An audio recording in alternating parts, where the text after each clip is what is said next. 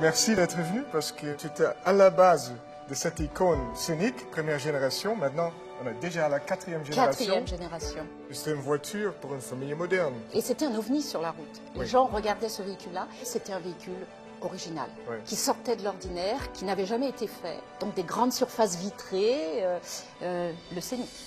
Il y a aujourd'hui beaucoup de compétitions, notamment de crossover. Oui. Alors c'était pour nous en fait le moment de dire soit on renouvelle complètement l'esprit scénique, soit on arrête et on passe au crossover. Alors c'est vraiment le pari qu'on a pris avec Renault. Et c'est un bon moment peut-être de te montrer maintenant le Scénic 4, quatrième génération de cette belle histoire de Renault. Alors, je suis impatiente. Oui, moi aussi.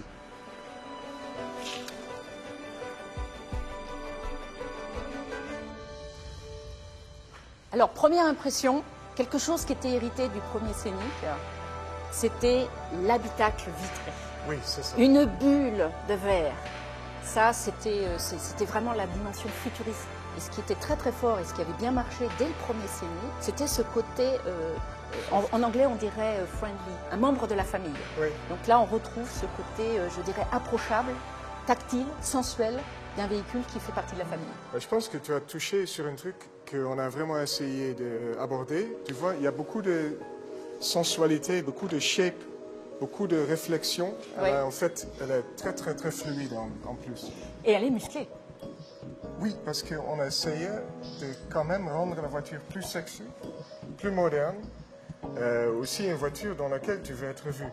Quand le premier Scénic est sorti, il s'exprimait vraiment comme un concept qui était l'habitacle, c'est-à-dire de l'intérieur vers l'extérieur. Mais on n'a pas perdu l'intelligence du concept scénique de base, parce que tu vois, presque 80% de la voiture est dédiée aux passagers. Oui, alors ça c'est ce que je vois directement, c'est Oui. les proportions. Proportions extraordinaires Ce qui joue un grand rôle pour nous, c'est les grands roues. En fait, et bien placées et par rapport à la placé caisse. dans la Ouais, coin, ouais. Et ça donne un empattement très long, ça veut dire qu'il y a beaucoup de place pour les passagers à l'intérieur. Ils sont très confortables, très hautes pour le style et la sécurité.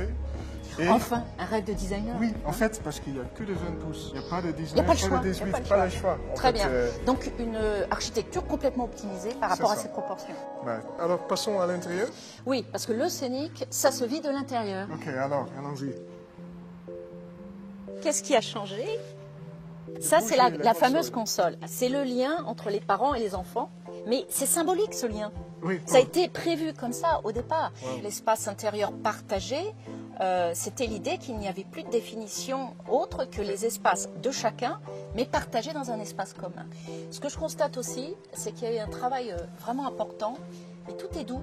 La rondeur qu'on trouve ici, la souplesse, et quand je passe la main, il n'y a pas d'aspérité. Ça fait plus qualitatif.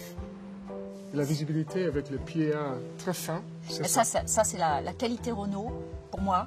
C'est la qualité qu'il y a dans le travail entre le designer et l'ingénieur, de façon à donner l'optimum pour la satisfaction de la personne qui conduit. Ce Scénic est complètement en phase avec la génération dans laquelle il s'inscrit, c'est-à-dire le XXIe siècle, la force du digital, l'hédonisme, mais aussi une introspection, qui n'était pas le cas dans les années 90.